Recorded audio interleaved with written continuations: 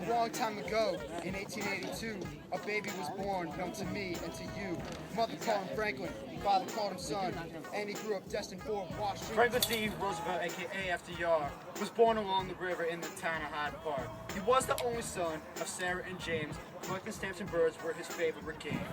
First he went to Groton, then to Harvard too. Had degrees in law and history by the time he was through. On March 17th in 1905, Franklin took Eleanor to be his bride. Had the same last name, but that don't mean nothing.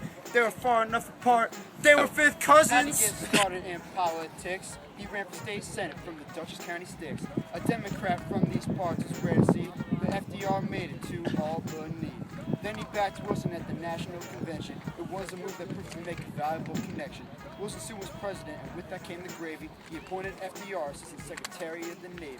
And then in 1920, just for kicks, FDR made his return to politics. Everyone around him said, hey, that's great, and they elected him the governor of New York State.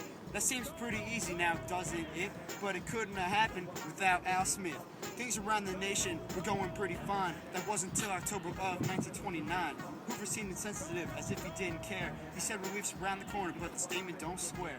Franklin had the common touch, he knew the people feel, and he spoke at the convention, pledged them a new deal.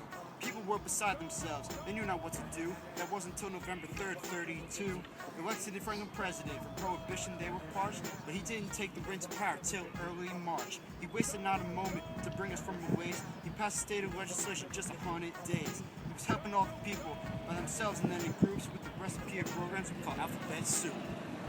Number 2 upon the ticket with a man named Cox, but not enough people marked the Democratic box. Making it in politics is tough as you know, but not as tough as dealing with polio. Now Franklin had a homegirl and they called her E.R. He sent her off on trips both near and far. She was telling everyone that Franklin will be back, and he wouldn't be stopped by no polio attack. Triple A, Triple C, and the NORB, NRA, BOB, and the FDIC, TVA, NRC, and the WBA. He did it all. He went too far, so Republicans said. Now you may think that I forgot in that alphabet order, I says I, but I did not. Social Security was ahead of its time, but I almost left it out because it's so hard to rhyme. Try it out and you'll see it's not an easy thing to do. If I was FDR, would have been in term 2. GW had warned when his term was at end, avoid alliances if you can. The American public took this to heart, but FDR knew different. He was way too smart. He impeached me at Munich and blow words for a while, but give him an inch and they surely take a mile. So England was clinging, but just by its toes. So Franklin to the rescue with the garden hose. Then, all of a sudden, the war across the sea was brought to our door in a day of infamy. It took the Army, the Air Force, the Navy, and Marines.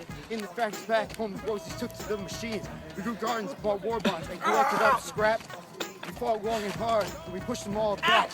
Hitler, Hirohito, and Mussolini were the Axis leaders, but we had the big 3. Roosevelt, Churchill, and Stalin too were the Allied leaders who won in World War II. I forgot to mention father was the man's best friend, but in summer 45 the war came to an end. But Franklin didn't see it for on April 12th he died, and last time mentioned who he had at his side. So here has been the story of FDR's life, his vision of you, and carried on by his wife. The two were finally rested in the grave at his home, and in the garden where the roses from his name are still from.